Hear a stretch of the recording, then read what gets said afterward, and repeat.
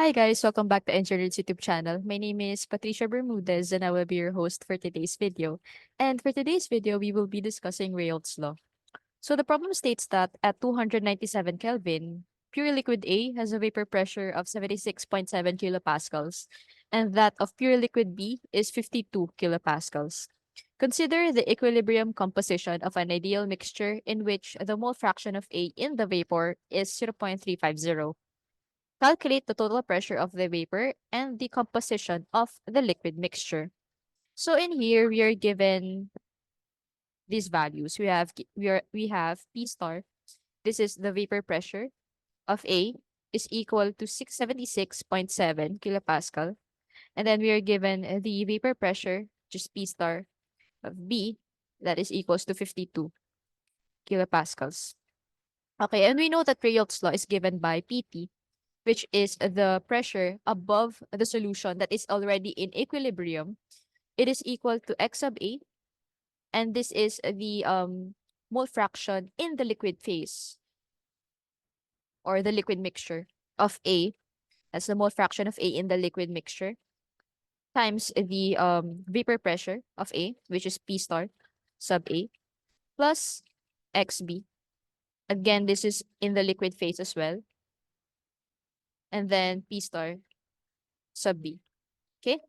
A more simplified or general formula for Raoult's law is given by P is equals to the summation of the mole fraction of the species um in the liquid phase times their respective vapor pressures. Okay? So ito, in-expand lang natin siya dahil dalawa lang naman yung liquids that are given in the problem. Okay? And in here, yung mole fraction ng vapor ang given sa atin. And that is actually Y sub A. Y sub A is equal to 0.350. Okay? And we have to know that all the mole fractions in the mixture add up to 1. Since we are given two types of liquid only, we know that Y sub A plus Y sub B is equal to 1. And this one is um for the composition in the vapor phase. So this one is for the vapor. And then we're given x sub A and x sub B, and that is also equal to 1. But then this one is in the liquid phase. What we're looking for in the problem are these. We're looking for this total pressure of the vapor, okay? As well as the liquid mixture, the composition. And we're looking for this too, okay? And since we're only given this, we have to express this in these terms so that we can find this one and this. Okay?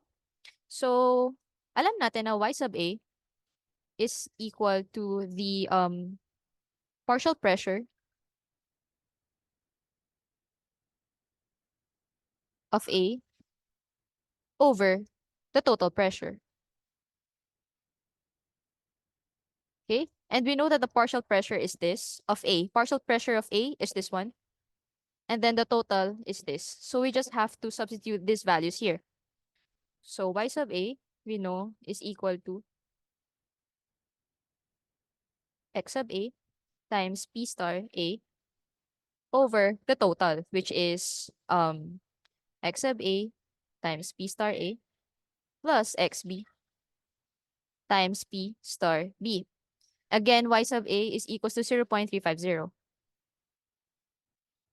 But since we know these values, P star sub A and then P star sub B, but we don't know X sub A and X sub B. So we just have to express this in terms of X sub A para isa lang yung unknown natin in the problem.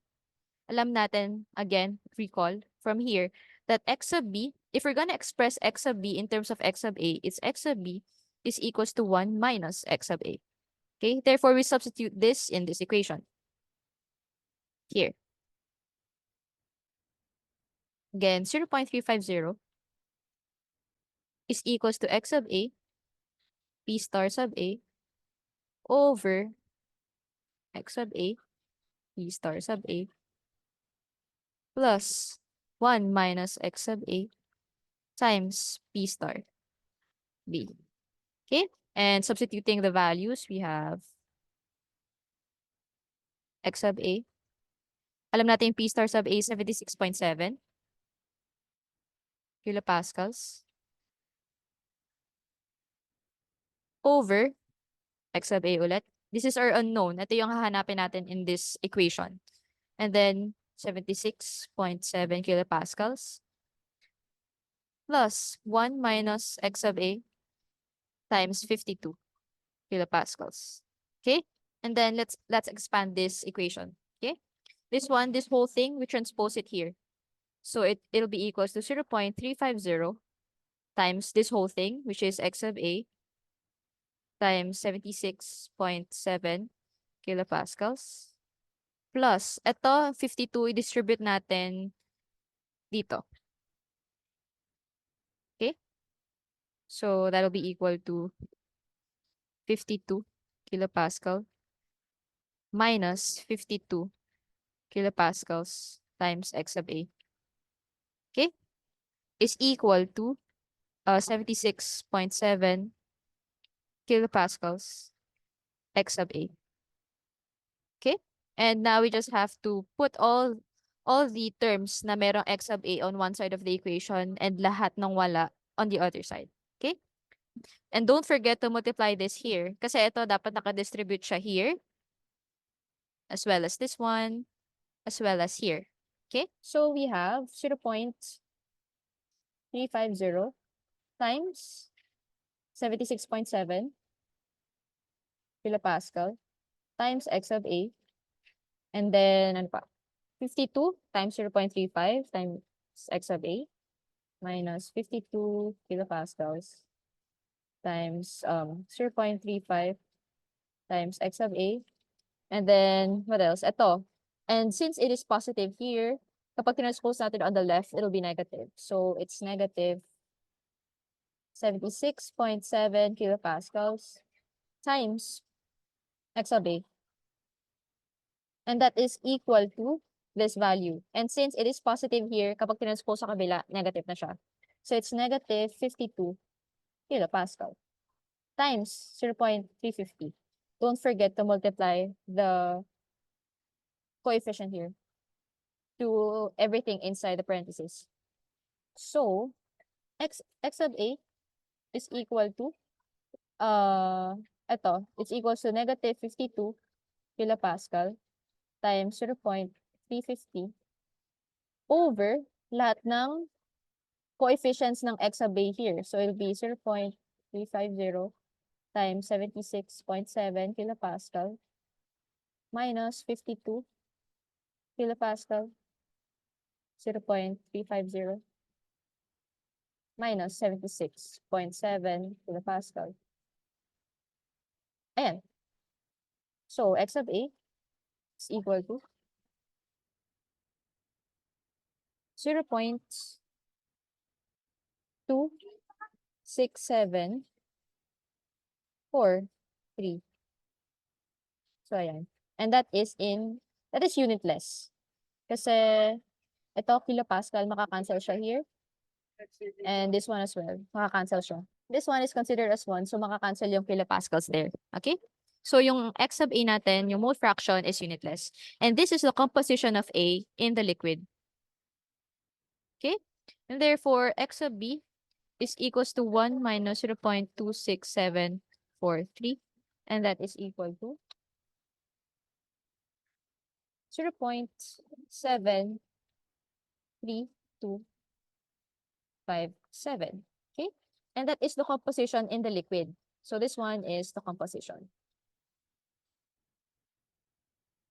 So what about the total pressure? We know that PT is equals to X sub A times the vapor pressure of A plus X sub B times the vapor pressure of B. And that is equals to 0.26743 times 76.7 kilopascal plus X sub B, which is 0.73257. So 57 times 52 kilopascals. And that is equal to 58.6055. 0.21 kilopascal. And that is the total pressure of the vapor above the solution that is in equilibrium. Okay? And this one is Raoult's law. And so that is our solution for the problem. I hope you guys learned a lot from today's video. Thank you for listening and stay tuned for the next one. Bye-bye.